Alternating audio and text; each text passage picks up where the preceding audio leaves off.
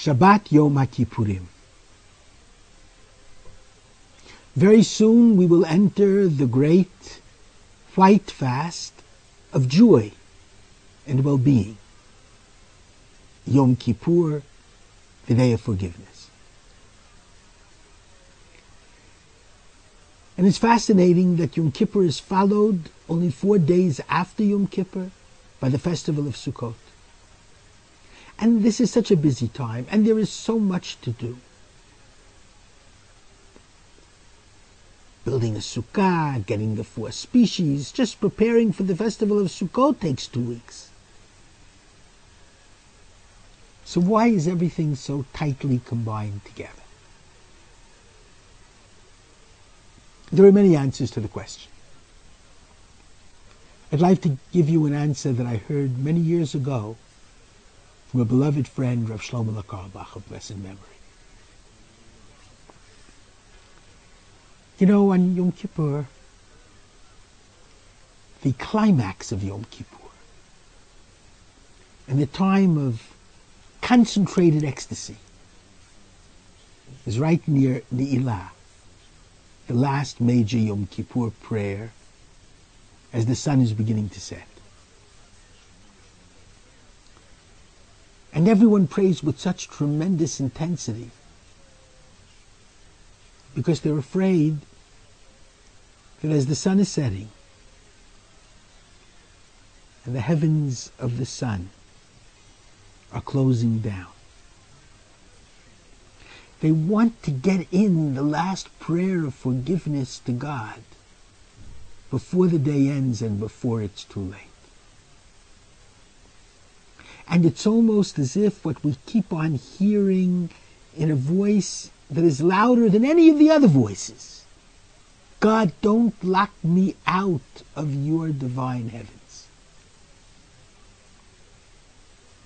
Don't lock me out.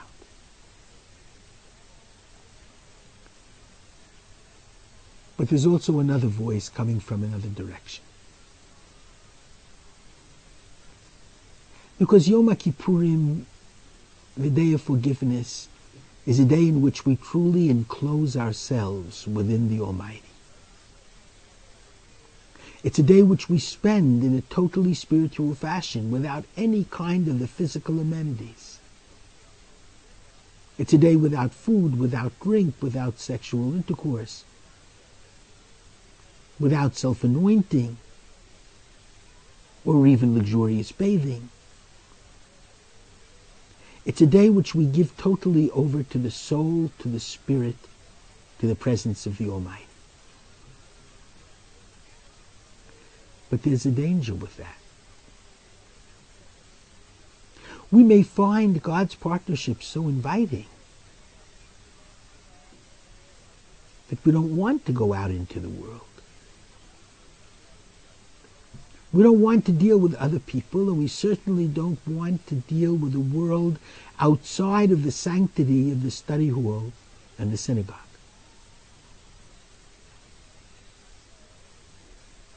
And I believe it's for this reason that right after Yom Kippur comes the festival of Sukkot. Sukkot has tremendous expanse. We go out of our homes, solid enclosures, and we go into a flimsy sukkah. And the sukkah is open airy. You should be able to see the stars even from the covering, the roof coverings of the sukkah. And we have the 4 species of all of nature, which we enjoy and in which we revel. And we bring offerings for all the 70 nations of the world when we had a holy temple. And we certainly pray for them, the nations of the world, even if we don't have a holy temple. Sukkot is when we recognize our responsibility to the world, to teach the world, to respond to the world's needs and problems, to take our place as God's chosen people, God's witnesses, to a world of peace and redemption. And therefore I would argue that yes, there is a very strong push, ecstatic push, before Ne'ilah and during Ne'ilah, as the day is closing. But with Sukkot beckoning on the other side, I think the cry is not so much "don't lock me out" as it is "don't lock me in." Yes, God, I enjoyed your fellowship very much. Yes, God, I had a wonderful Yom Kippurim and I feel spiritually ecstatic. But God, I understand that my function on earth is not to turn my back on other people, but to love humanity, and by loving them to bring them close to God and to Torah. I know my task is to be concerned for humanity and concerned for the world, the ideal of Rosh Hashanah, to perfect the world in God's kingship. And so very close to Yom Kippur, as it's ending, Sukkot is beckoning. And its message is exceedingly strong. Don't lock me in. Enable me to still feel love for the world and responsibility for the world. And that's why the timeline between Yom Kippur and Sukkot is so short.